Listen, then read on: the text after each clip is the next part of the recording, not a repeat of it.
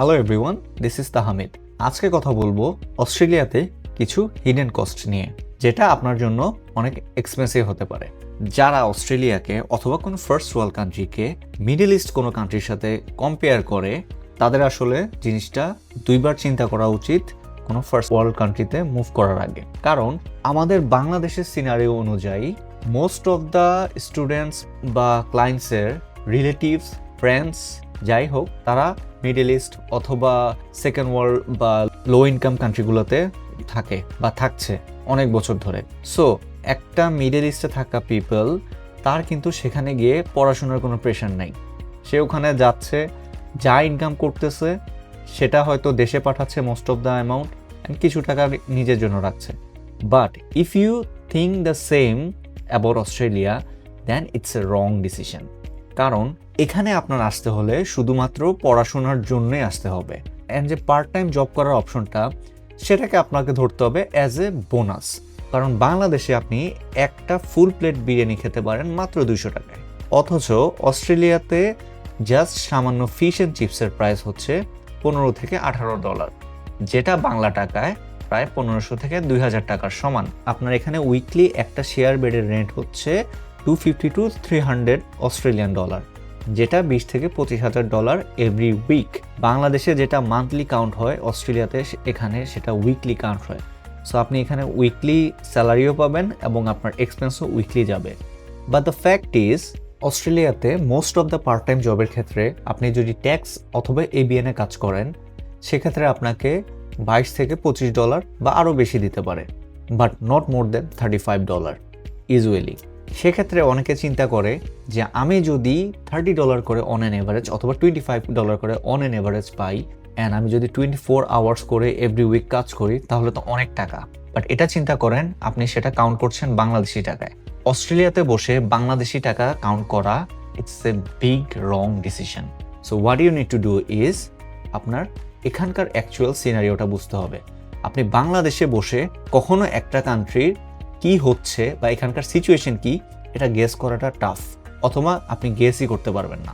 So better, আপনার যদি $22 থেকে $30 মধ্যে পার আওয়ার আপনি যদি ইনকামও করেন, এক্ষেত্রে আপনার tuition fee, rent, grocery, transport সব কিছু বাদ দেওয়ার পরও এখানে সার্ভাইভ করাটা একটু টাফ হয়ে যায়। So better if you can bring some money from overseas to support you and your living cost, that would be an great idea.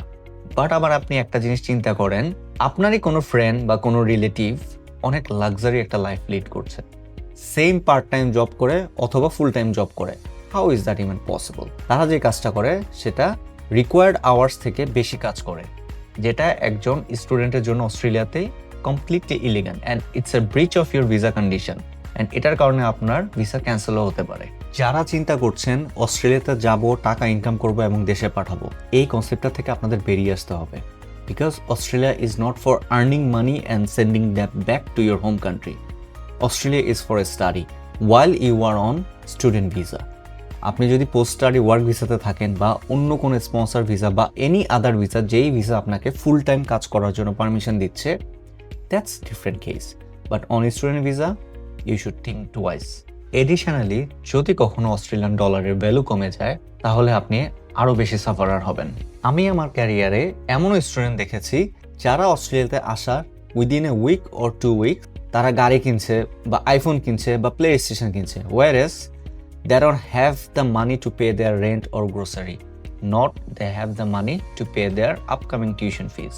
So you should think about your survival first, then luxury, because এটা আপনাকে at least 1.5 থেকে 2 বছর সময় নেবে to settle in Australia. একটা country থেকে আরেকটা কান্ট্রিতে মুভ করা, ইকোনমিক্যাল যেভাবে আপনি চেঞ্জ হচ্ছেন, আপনার কিন্তু মেন্টালি বা ইমোশনালি আপনি অনেকটা চেঞ্জ হচ্ছেন, একটা ডিফারেন্ট একটা ফেজের মধ্যে দিয়ে আপনি যাচ্ছেন।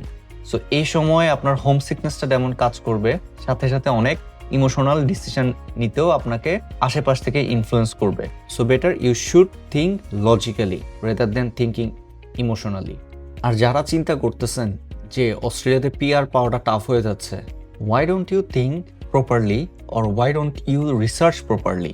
আপনি যদি রিজিওনাল এরিয়াতে যান, অস্ট্রেলিয়াতে পিআর পাওয়া এখনও ইজি অন 491 or 190-তে। 189 ইটস রিয়েলি টাফ, যেটা স্কিল ইন্ডিপেন্ডেন্ট ভিসা। একটা স্টোরি শেয়ার করি। 2021 সালে আমার কিছু স্টুডেন্ট এসেছিল ডারউইনে, চার্লস ডারউইন ইউনিভার্সিটিতে। তারা অলরেডি তাদের মাস্টার্স কমপ্লিট করে 491 এর জন্য ইনভিটেশনও পেয়ে গেছে। ওয়ারেস তাদেরই পরিচিত দুইজন সিডনিতে মুভ করেছে বিকজ তাদের ওখানে থাকার মতো কোনো ফ্রেন্ডস বা রিলেটিভ নাই, and that was a big mistake they have made. তারা জাস্ট 3 বছরের মাথায় তাদের মাস্টার্সটা কমপ্লিট করেছে, and now they are on their post study work visa. 3 বছর, কারণ হচ্ছে তারা আবার কোর্সটা চেঞ্জ করেছে যখন তারা সিডনিতে মুভ করলো। বাট যারা ডারউইনে ছিল, they completed their study, they got their extended 485 visa as well, and they started working on their nominated occupation field, এবং তারা ইনভিটেশনও পেয়ে গেছে। যারা মনে করেন অস্ট্রেলিয়াতে স্টাডি করা মানেই হচ্ছে সিডনি এবং Melbourne, it's a wrong thing. Sydney and Melbourne is the business capital of Australia, যেখানে মোস্ট অফ দ্য মানুষ থাকে এবং মোস্ট অফ দ্য বিজনেসও এখানে থাকে। বাট অস্ট্রেলিয়া সিডনি এবং মেলবোর্নকে অথবা ব্রিসবেনকে সব থেকে কম প্রায়োরিটি দেয় যখন আপনার পার্মানেন্ট রেসিডেন্সি ইস্যু করে। You should think about regional because they have really good opportunities and really nice pathways for the permanent residency. Darwin is the best option as per my personal opinion. Second, I would choose Perth and Tasmania. আপনি যদি সিডনিতে থাকেন অথবা মেলবোর্নে থাকেন, যতটা সময় এবং যতটা টাকা খরচ হবে আপনার, তার থেকে কম সময় এবং কম টাকা খরচ হবে if you move to any regional area, কারণ ওখানে রেন্টও কম, সেম স্যালারি পাচ্ছেন like Sydney Melbourne, but rent, grocery, transport সব কিছু কম থাকার কারণে you can save some money, you can get a good life, you can know the actual raw Australia, how it feels, how it look likes, and it would be easy for your future. See you in the next video.